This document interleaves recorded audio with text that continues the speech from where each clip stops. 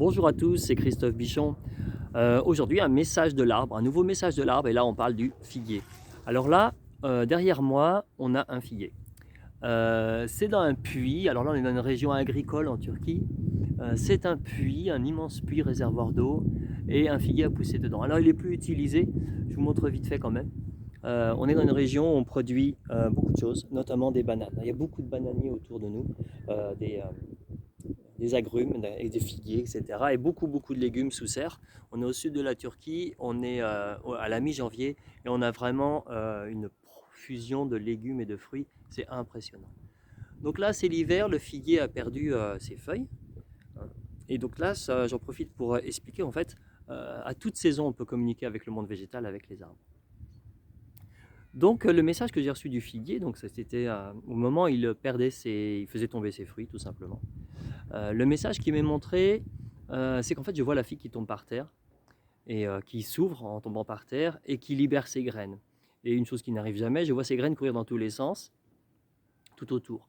Et on me montre en accéléré le mouvement des graines en fait. Le mouvement des graines qui vont dans le sol parce qu'elles n'ont pas été mangées par quoi que ce soit, les insectes qui viennent dessus, les animaux qui peuvent se nourrir, les humains qui peuvent venir ramasser le fruit.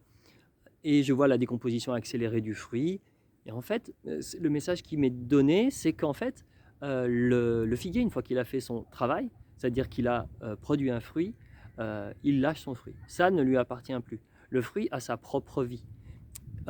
Et ça ne le concerne plus. C'est ça que je veux dire. Ça ne concerne plus le figuier. Il a fait ce qu'il avait à faire.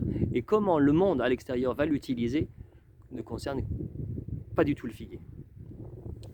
À ce moment-là, j'ouvre les yeux et je vois un papillon qui vient volter et qui se pose d'abord sur une pierre au pied du figuier, ensuite sur le tronc du figuier. En fait, c'est un papillon qui cherche simplement à se réchauffer. Il ouvre, il ferme ses ailes pour capter la chaleur, pour se réchauffer. Et là, le figuier me fait comprendre, en fait, je n'ai pas été créé pour ça.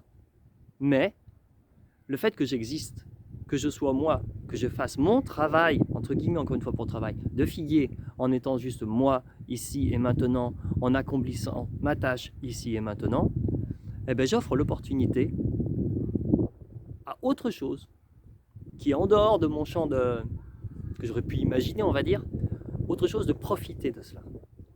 Et ça, je trouve ça super beau, parce qu'en fait, on est dans quelque chose qui n'est pas mesurable, et c'est une sacrée invitation à lâcher prise. Il y a une double invitation pour moi, il y a un double message dans tout ça.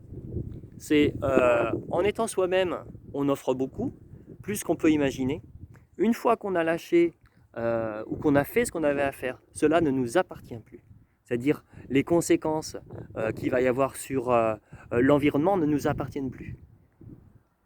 C'est une invitation au lâcher prise, c'est une invitation à être soi ici et maintenant, et tout simplement à exister, à être.